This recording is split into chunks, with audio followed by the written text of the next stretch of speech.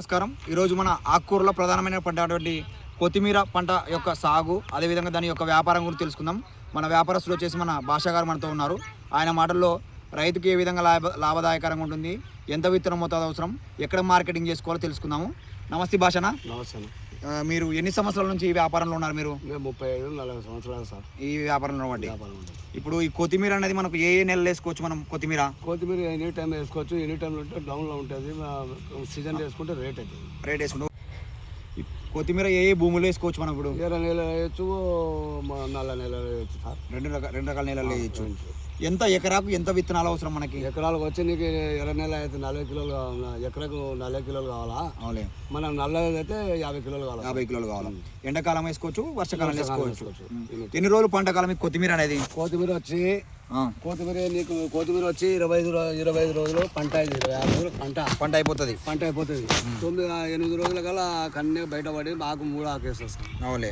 6 నుంచి 8 రోజులకు మనకు మొలక శాతం నీటి కనపడుతుంది. నీటికి వస్తుంది. ఇప్పుడు వచ్చేసి ఎన్ని మళ్ళీ అవుతాయి అన్నారు మీ? ఇప్పుడు ఎకరాకు వచ్చి నీకు 150 మళ్ళీ అవుతుంది సీజన్లో. వర్షాకాలం అయితే 200 మళ్ళీ అవుతుంది సార్. వర్షాకాలం అయితే 200 మళ్ళీ అవుతుంది. ఈ ఇప్పుడు ఒక్కొక్క మడి వెడల్పు ఎంత పెట్టుకోవాలి? అంటే ఒక మడికి వెడల్పు 12 గజాలు సార్. 12 గజాలు అంటే 3. ఇక్కడ వెడల్పు ఎంత? ఇట్లా అడ్డం వచ్చి 2 మూరలు. పొడవు వచ్చి 12-13. సో ఈ విధంగా రైస్ సోర్లు మనకి ఎవరైనా సాగు చేసుకోవాలనుకున్నా కొత్తిమీర వచ్చేసి ఈ విధంగా సాగు చేసుకోవాలి. వెనకాల చూసి కూడా మన ఇక్కడ ఫార్మర్స్ వచ్చేసి తీసుకున్న లేబర్స్ వచ్చేసి మనకు కొత్తిమీర హార్వెస్టింగ్ చేస్తున్నారు. సో మీరు ఎక్కడెక్కడ మార్కెటింగ్ చేస్తారు? మేము నంద్యాల సార్. నంద్యాల చాన్ భాష. ఇప్పుడు ఈ ప్లేస్ లో ఎక్కడెక్కడ మీరు ఇక్కడ గోనగండ్ల, కేరవాడి, యమునూరు, ఇలా నన్నూరు, నాలపూర్ అంతా మా సాగు. అవునులే. మీ నెంబర్ కూడా అక్కడ ఇస్తాము. కావాల్సిన రైస్ సోదరులు ఎవరైనా ఉంటే కూడా మీకు కాల్ చేస్తారు. కావాల్సిన వారు ఉంటే మీకు సంప్రదిస్తారు. మేము సీజన్ లో వచ్చి మైత్కూరు, మళ్ళీ కర్ణాటక మొత్తం ఆల్ ఓవర్ మొత్తం సప్లై చేస్తారు. సార్. ఓకే. చూస్తుంటే అక్కడ హార్వెస్టింగ్ చేస్తున్న బండి కూడా అక్కడ రెడీగా ఉంది. సో ఎవరైనా రైస్ సోర్లు కావాల్సిన వారు కింది నెంబర్స్ సంప్రదించండి.